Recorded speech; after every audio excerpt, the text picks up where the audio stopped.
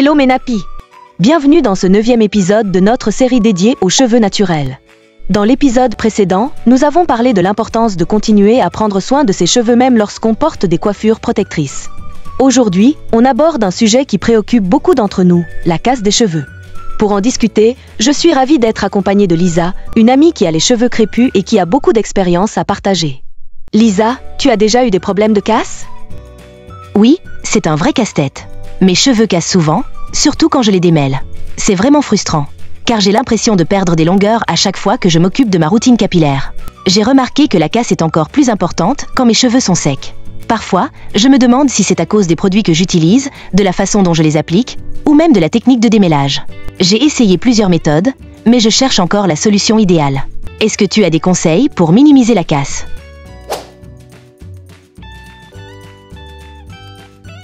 Je comprends.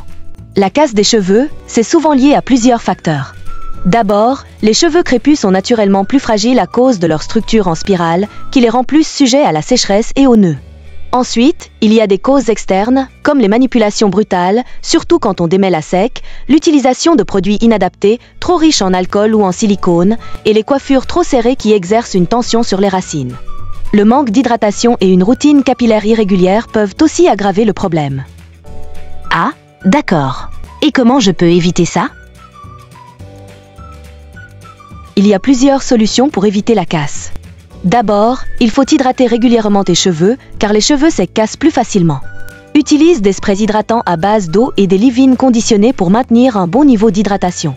Ensuite, adopte une routine de démêlage en douceur. Toujours démêler les cheveux lorsqu'ils sont humides et recouverts d'un après-shampoing ou d'un conditionneur pour réduire les frottements. Utilise un peigne à dents larges ou tes doigts pour éviter les casses. Enfin, protège tes pointes avec des huiles ou des beurres nourrissants. D'accord, je vois, merci beaucoup Alvin. As-tu d'autres questions ou des zones d'ombre? Oui Alvin, et pour les produits, je fais comment? Choisis des produits adaptés à ton type de cheveux en privilégiant des formules sans sulfate, qui assèchent, et sans silicone, qui étouffent les cheveux à long terme.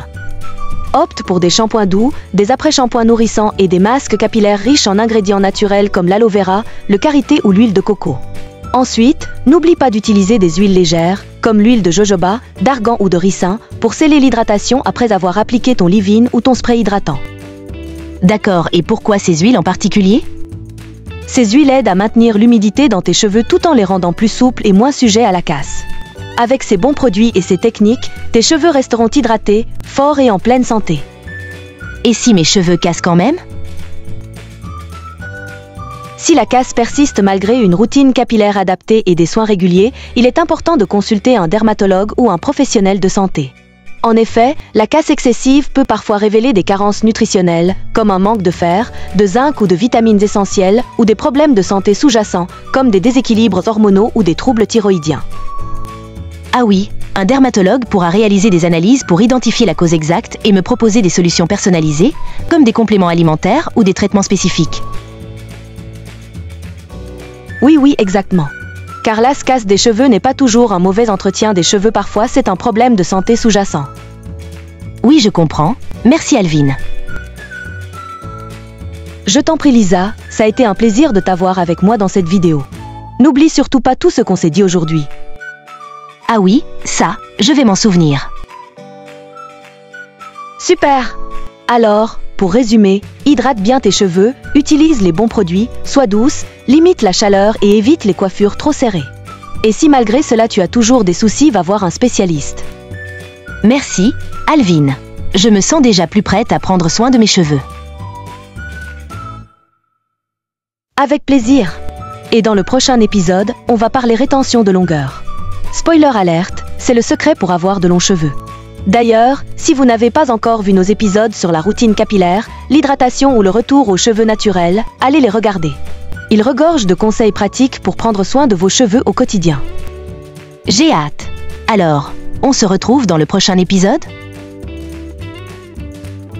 Oui. N'oubliez pas de vous abonner à la chaîne pour ne rien manquer de nos prochaines vidéos. Si vous avez aimé ce contenu, un petit like fait toujours plaisir et nous motive à créer encore plus de conseils et d'astuces pour vous. Et surtout, partagez la vidéo avec vos amis ou sur vos réseaux sociaux pour nous aider à toucher plus de monde et à inspirer d'autres personnes dans leur parcours capillaire.